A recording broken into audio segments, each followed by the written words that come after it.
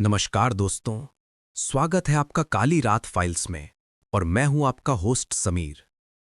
आज मैं आपको लेकर चलने वाला हूं हल्द्वानी नैनीताल हाईवे के उस घने हिस्से में जिसे दशकों से लोग सिर्फ एक नाम से जानते हैं, काली पहाड़ी।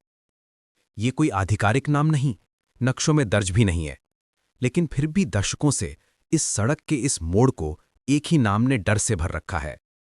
कहते हैं पहाड़ का इंसान कभी बिना वजह नाम नहीं देता। कुछ तो हुआ होगा जो इस पहाड़ी को काली कहा जाने लगा। एक ऐसा स्ट्रेच जहां रात के बाद इंसानों से ज्यादा परछाइयां रहती हैं। हल्द्वानी से नैनीताल जाते हुए बीच में घना जंगल आता है, लंबी चुप्पी, सड़क के दोनों तरफ ऊंचे पेड़ और एक अजीब सा दबाव। यही है वो काली पहाड़ी। दिन में ये बिल्कुल साधारण लगती है, लेकिन जैसे जैसे रात बढ़ती है इस पहाड़ी का माहौल हवा नहीं, कुछ और ही बदल देता है। ड्राइवर्स का कहना है कि काली पहाड़ी रात को जिंदा हो जाती है। कहानी 1970 के दशक की है। एक ट्रक रात के 2 बजे इस मोड़ से गुजर रहा था। तेज हवा, घना अंधेरा और बस हेडलाइट की सफेद रेखा। अचानक ट्रक मोड़ पर फिसला और गहरी खाई में गिर गया। ड्राइवर की मौके पर ही मौत हो गई।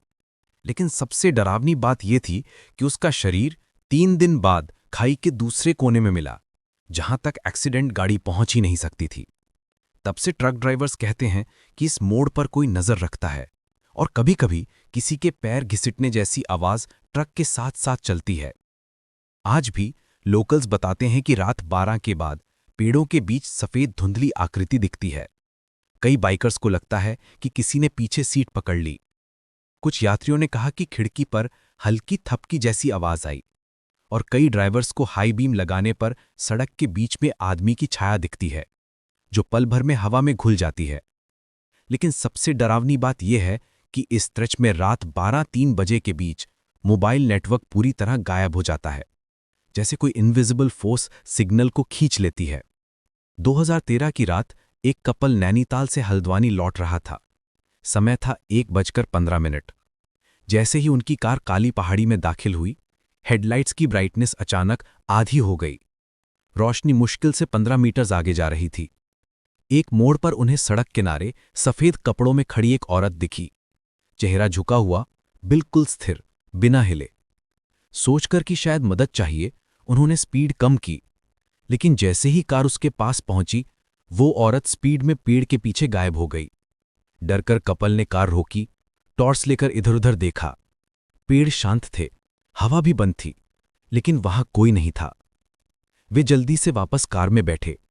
गाड़ी स्टार्ट हुई तो रियर व्यू मिरर में उसी औरत की काली परछाई दिखाई दी।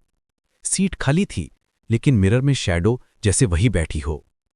ड्राइवर ने मिरर हाथ से साफ किया, पर शैडो वहीं रही, एक टेढ़ी मुस्कान जैसी शेप धीरे धीरे उभरती हुई।